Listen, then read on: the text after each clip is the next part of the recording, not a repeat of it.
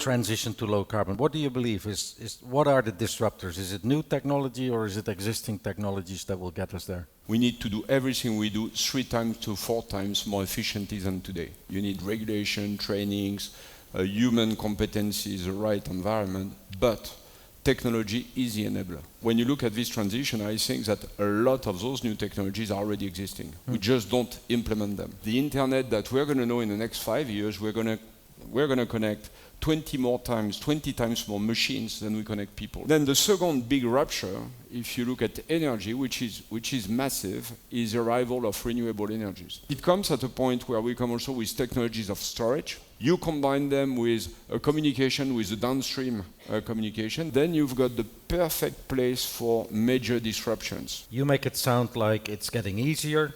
With the apps, it's getting cheaper. Energy efficiency has been around for a long time, and yet energy efficiency is still not being talked about.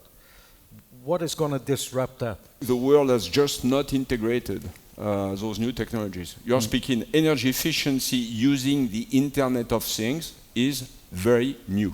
The World Bank and the United Nations together created an initiative called Sustainable Energy for All. They have 3 lofty goals. 1 is energy access for everyone in the world by 2030. 2 is doubling renewables by 2030 and doubling energy efficiency by 2030. The math that we came up with, Peter, says that you need $750 billion a year to bridge the gap, of which the developing banks, the MDBs, already supply half of that. So what you need is incremental 350. The money is there, the opportunity is there, the demand is there. The issue is, how do you make these projects and investments investable? The world is spending $500 billion annually on fossil fuel subsidies. I don't think we need any more technology invention to get going now. We should go in with existing technologies today. So what is holding us back? What's the block? So we need to raise the attention that people really say, oh, there's an opportunity out there. The interest needs to be raised by sharing experiences and say, what have we gained? Then the desire to really do something,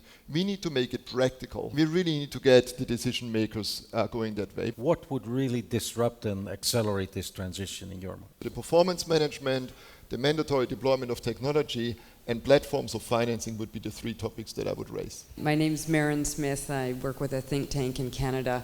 I'm wondering what all of you think of carbon pricing. But I support carbon pricing, but I think it is an artificial construct that we need for a ramp-up period to change behavior.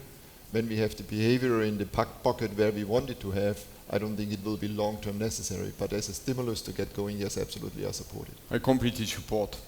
It would accelerate the transition. Incorporating that in the evaluation of the math of does this project work, and the substitutions and the comparability of it, and the debate on which fuel to go to, that's what is going to drive the enormity of the carbon pricing.